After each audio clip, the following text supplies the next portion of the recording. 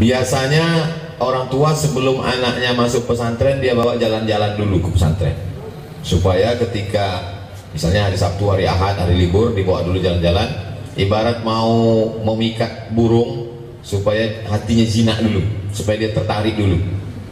Jadi dari beberapa pengalaman orang tua santri cerita ke saya, alhamdulillah Ustaz Somad, anak saya ini saya bawa jalan-jalan ke pesantren hari Sabtu, hari libur, hari Ahad, tanggal merah. Gimana responnya Pak Haji? Alhamdulillah Pak Ustaz, sudah 3 kali diajak jalan-jalan, sudah mau pesantren. Setelah melihat pesantren malah tidak mau masuk pesantren, karena dia bayangkan setelah melihat pesantren itu susah, sulit, kumuh. Tapi saya jalan-jalan ke pesantren tahfiz Quran Zam-Zam seperti hotel. Cuman syaratnya berat, 2 tahun mesti hafal Quran. Begitu Pak Haji. Oleh sebab itu Haji Husein sudah memperbaiki image, citra, tampilan pondok pesantren. Itu poin yang pertama. Karena orang ketika tampil pertama kali pasti yang dilihat itu adalah zohirnya. Memang betul dalam lagu kebangsaan Indonesia Raya, bangunlah jiwanya. Tapi jangan lupa setelah itu bangunlah badannya. Dan kalau kita ketemu orang yang terlihat dulu badannya atau jiwanya, badannya duluan. Makanya Ustaz Abdul Somad sebelum datang kemari sudah sengaja dikasih Ustaz Asbi LC pakai sorban merah supaya nampak wajahnya berwibawa. Sampai di sini ternyata tidak diakui Haji Husein, diganti pakai sorban PPTQ, Pondok Pesantren Tahfiz Quran Zam-Zam. Kenapa? Tampilan itu penting. Mungkin yang tadi kurang panjang sorbannya, kurang nampak ustadznya kan. Itu jadi Haji Husein sudah memperbaiki tampilan. Kesan pertama, jadi bapak ibu yang selama ini ragu anaknya, atau yang ada usaha bisnis, atau yang mau buat pondok pesantren, bingung macam mana bayangan gambaran pondok pesantren itu, datanglah jalan-jalan ke Makassar, mampir ke pondok pesantren tahfiz Quran Zam-Zam untuk melihat, supaya anak-anak kita, generasi umat masa depan itu tertarik. Kesan pertama begitu menggoda. Tadi saya diajak masuk melihat, saya lihat kamarnya. Kalau dibandingkan pesantren tempat saya sekolah dulu, bainas sama iwas sumur, jauh dari langit dan bumi. Saya lihat dari kasur, saya tanya, ini berapa orang satu kamar Haji? 10 kalau nggak salah tadi. Kami dulu 20. Kasurnya tipis, kadang 2 minggu hilang. Nah ini luar biasa. Saya pun tadi beristirahat sejenak, setengah jam. Mohon istirahat sebentar. Maksud saya cuma duduk-duduk aja, tertidur. Jadi pertama adalah tampilan fisiknya dulu. Nah, setelah fisiknya itu kita senang, kita suka, berawal dari mata, lalu jatuh ke hati. Orang kalau sudah senang melihatnya, datang kemari melihat, Masya Allah, Tabarakallah, barulah kita bisa bicara, daftarkan anak ke pondok pesantren. Yang kedua, Haji Husein memperbaiki cara pandang orang. Selama ini orang kalau sudah berusaha, banyak uang, banyak duit, yang pertama kali dibangunnya adalah outfit tampilan. Ada orang yang sekali berdiri, dari ujung kaki sampai ujung rambut 500 juta. Sepatunya aja 100, lalat-lalat terpleset semua. Haji Husein bagaimana cara memperbaiki cita-cita, bagaimana orientasi orang yang sedang usaha bisnis, bahwa tujuannya bukan untuk beli sepatu mahal, baju mahal yang berlebihan, tapi bagaimana dia berpikir bangun masjid, bangun asrama, bangun kelas, menghadirkan para alim ulama penghafal Quran, dan didatangkanlah anak-anak penghafal Quran 1 tahun, 2 tahun hafal Quran. Setelah itu selesai, silakan mau kuliah di mana, mau sekolah di mana, yang penting dalam kepalanya sudah ada Al-Quran. Andai satu pulau Sulawesi ini terbakar semua Al-Quran, ini kan lagi tren nih, video terbaru tertangkap di mana itu kemarin yang menyobek-nyobek Al-Quran. Andai kejadian ada orang yang kira tiba-tiba gila dan hanya ingin menghancurkan Quran saja, bisa gila itu disetting. Asal nampak Quran dibakar, asal nampak Quran dihancurkannya. Lalu kemudian singkat cerita, seluruh Quran yang ada di perpustakaan, di toko buku di pulau Sulawesi ini hancur, Quran terbakar. Apakah hilang Quran? Tidak, karena ada Quran yang tidak bisa dibakar. Mana dia? Quran online. di dalam kepalanya Al-Quran. Dia tidak nampak, tinggal klik aja. Ini mereka ini penghafal Quran. Apa beda mereka yang hafal dengan Abdul Somad yang tidak hafal? Mereka penghafal Quran, tidak perlu lihat Quran, pejam mata, langsung nampak Al-Fatihah, Al-Baqarah, Ali Imran, An-Nisa, Al-Maidah sampai An-Nas. Abdul Somad pejam mata, nampak tiket pesawat. Oleh sebab itu maka poin yang kedua yang ingin saya sampaikan adalah bahwa kehadiran pondok pesantren tahfiz Quran Zam-Zam, Haji Hussein sedang memperbaiki cara pandang orang tentang mencari uang. Idza qudiyatis shalah, kalau kamu sudah melaksanakan salat, fantashiru fil ard, bertebaranlah di atas muka bumi. Untuk apa bertebaran di atas muka bumi? Wabtaghu min fadlillah, carilah karunia Allah Subhanahu wa taala. Yang punya ruko, jualan, yang punya tanah, tanami dengan berbagai macam tanaman, dari mulai pohon karet, sawit dan sebagainya. Yang punya kolam, mulailah dia beternak ikan, bisnis. Selama ini orang bingung, dia anggap cukup 5 saja: syahadat, sholat, zakat, puasa, haji. Maka bolak-baliklah ke Makkah tiap tahun. Ternyata ada yang belum kau lakukan. Man bana masjidan, siapa yang bangun masjid, banallah mithlahu baitan fil jannah, dibangunkan Allah satu tempat di dalam surga. Pintu Ka'bah jadi tempat mihrabnya. Yang Ka'bah di sana kehilangan pintu, sehingga melihat ini langsung ingat kepada Ka'bah. Berapa banyak orang yang rindu kepada Ka'bah sekarang. Ustaz Hasbi sangat rindu kepada Ka'bah. Sudah berapa bulan beliau tidak umroh ke tanah suci Makkah, tapi datang ke masjid ini langsung melihat pintu Ka'bah, khusyuk hatinya mengingat Allah. Aynama tuwallu wujuhakum, dimanapun kamu berada, fathamma wajhullah. Memanglah kemana kita menghadap akan melihat Allah, tapi untuk sholat kita dihadapkan pada satu arah. Fawalli wajhaka syatran masjidil haram. Merubah cara pandang manusia dengan ceramah kan tidak bisa. Bolak-balik Ustaz Somad ceramah, harta kita yang banyak mari kita bangunkan ke pesantren, mari kita bangunkan ke masjid, mari kita buatkan sekolah. Gak masuk ke telinganya. Kenapa tidak masuk? Macam-macam, karena telinga yang terlalu banyak diisi duit haram, diisi oleh perbuatan maksiat, tidak lagi masuk. Tapi ada satu nasihat yang bukan dengan kata-kata, bukan dengan tausiah, bukan dengan khutbah, bukan dengan ceramah, tapi lisanul hal afsah min lisanil maqal. Perbuatan lebih menyentuh daripada ucapan. Jadi mohon izin nanti Haji Hussein, kalau foto masjid, foto santri, foto asrama, foto kamar kami upload ke Instagram yang followernya hampir 4 juta itu. Nah, jadi untuk apa gunanya? Itu semuanya sarana dakwah. Jadi saya setiap update-update itu dakwah. Kemarin kami pergi ke pulau Samalona, saya buat situ statusnya, hidup adalah singgah. Singgah sebentar menikmati keindahan alam, tapi itu bukan tempatmu Abdul Somad. Kau akan kembali ke negeri asalmu. Datang ke Makassar, singgah. Datang ke Samalona, singgah. Datang sejenak ke pondok pesantren tahfiz Quran Zam-Zam Ikhlas, singgah. Habis ini ke ICAT, Ikatan Cendekiawan Alumni Timur Tengah, singgah. Setelah itu nanti malam di mana kita Ustaz? Di Sidrap, singgah juga. Tapi nanti kau akan kembali ke tempat asal. Begitu juga dengan hidup ini. Maka apa yang kita tanam hari ini, itulah yang akan kita tuai, akan kita petik buahnya. Jadi ada satu yang lebih hebat daripada ceramah, adalah amal nyata. Amal nyata ini kalau orang tidak sampai, dia tidak lihat. Ceramah ini akan disampaikan, ditonton oleh sahabat-sahabat kita. Ada yang hadir hari ini. Sekarang ceramah lebih banyak yang menonton online daripada offline. Jadi hari ini yang menyaksikan karena protokol kesehatan, karena satu dan hal, karena pandemi corona, maka kita mungkin tidak bisa langsung melihat, tapi akan ditonton oleh seluruh umat manusia, akan menyaksikannya. Syaratnya kalau ada paket. Kalau tak ada paket mana bisa nonton.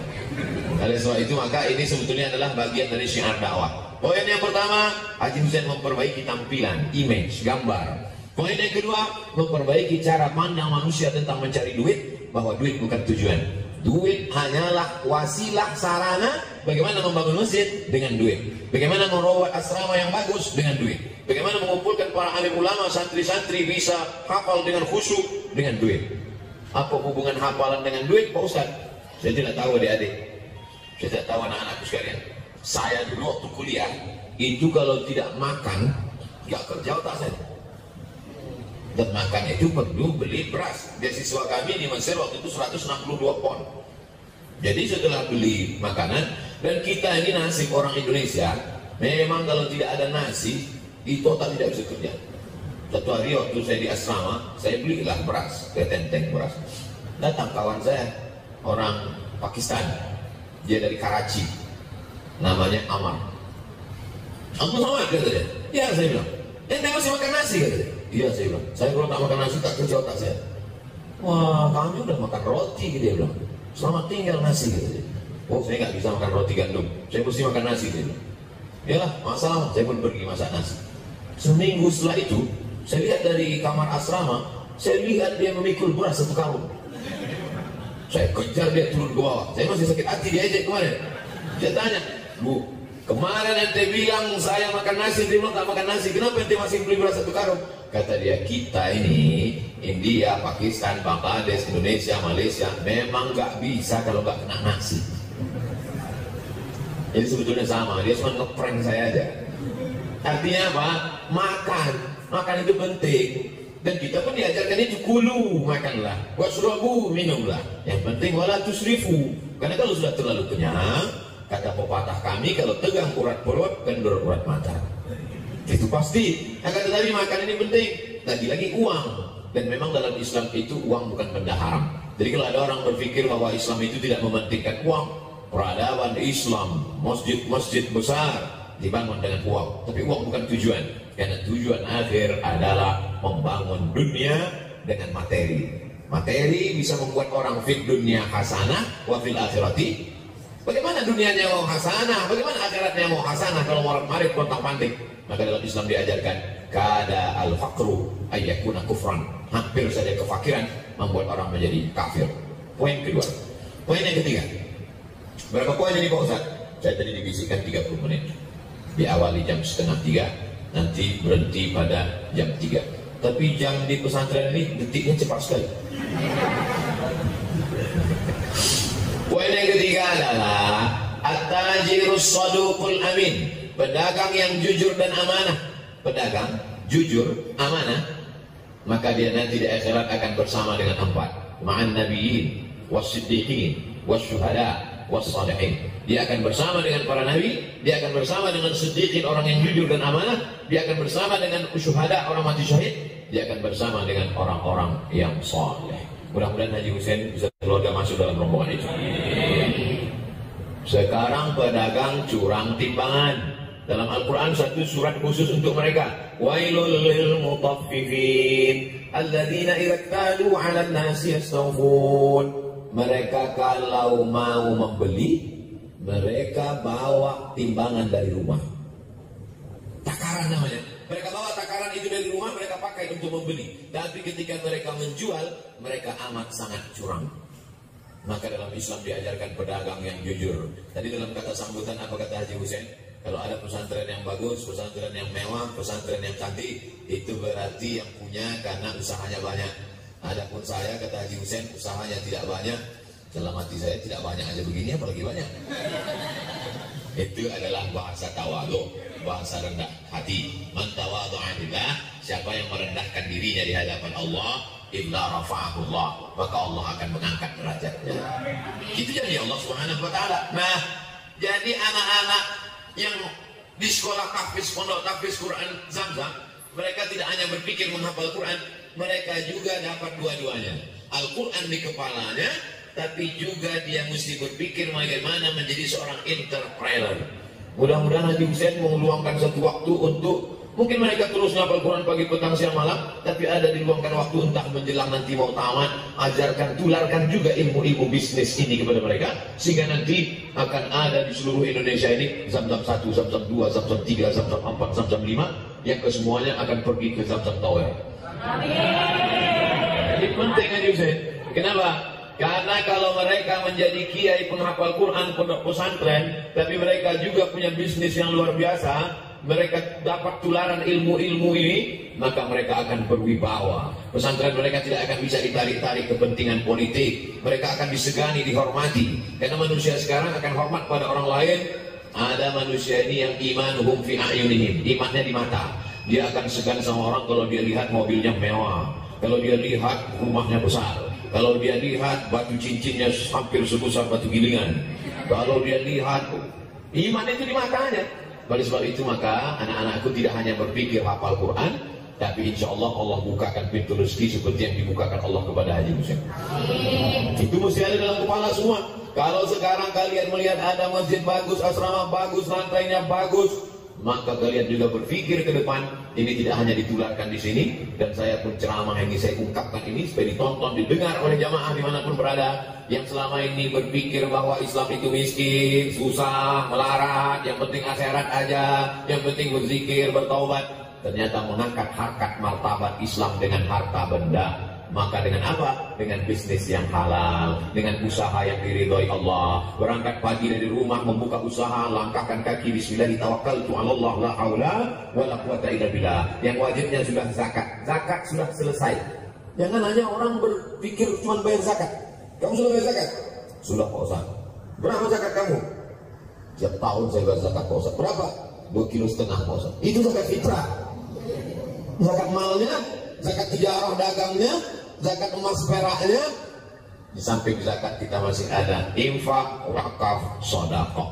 Itu jangan dikumpulkan jadi satu saja. Di sana ada zakat, di sana ada wakaf, di sana ada infak, di sana ada sedekah. Yang keempat, anak-anakku sekalian, selesai kalian menghafal Quran, selesai kalian sudah pendidikan, itu nikmat terbesar karena kepala kalian dijaga. Sekarang ada anak-anak yang sibuk dengan game online, PlayStation, sakau, mabuk, narkoba, pacaran, LGBT.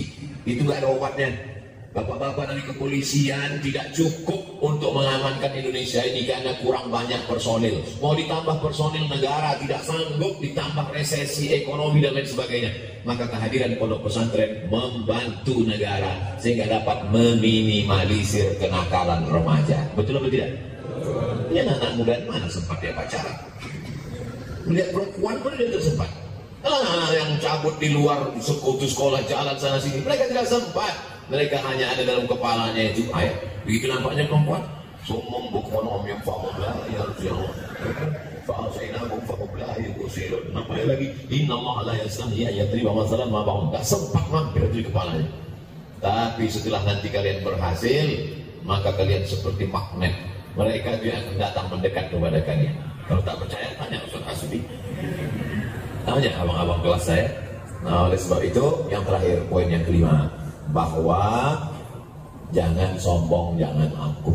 Walaupun nanti kalian jadi bisnismen, punya pondok pesantren, punya usaha, cita-citanya sudah sampai, orang yang sombong tetap juga akan dijatuhkan Allah Subhanahu wa ta'ala. La yadkhulul jannah, tak masuk surga man kana fi qalbihi, siapa yang dalam hatinya mithqala habatin min khardalin min kibrin, ada sombong walaupun sebesar biji sawi. Azan asar sudah terdengar. Azan asar itu gunanya untuk tahu masuk waktu dan mengajak orang sholat. Karena supaya acara kita ini tidak putus, maka masyarakat sebelah sekeliling sudah tahu. Andai pun tidak azan sini, mereka sudah tahu bahwa masuk waktu sholat. Dan kita pun tidak panggil mereka datang, karena kalau suruh ramai datang nanti melanggar gugus COVID, protokol kesehatan. Nanti tetap dikumandangkan azan di akhir majelis jam 3 kurang 5 kita baca doa untuk keberkahan. Al-Fatihah. A'udzubillahi minasyaitonir rajim. Bismillahirrahmanirrahim. Alhamdulillahirabbil alamin. Arrahmanirrahim. Maliki yaumiddin. Iyyaka na'budu wa iyyaka nasta'in. Ihdinas siratal mustaqim. Shiratal ladzina an'amta 'alaihim ghairil maghdubi 'alaihim waladdallin. Amin. Allahumma shalli ala sayyidina Muhammad wa ala ali sayyidina Muhammad. Allahumma ja'al abna'ana wa banatina min huffazil Qur'an wal hafizat.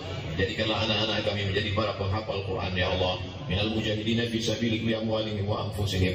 Mereka akan memperjuangkan agamamu dengan harta dan nyawa mereka ya Allah. Allahumma ja'al hadzal balada baladan aminan mutma'innan ya'tihi rizquhu min kulli makan.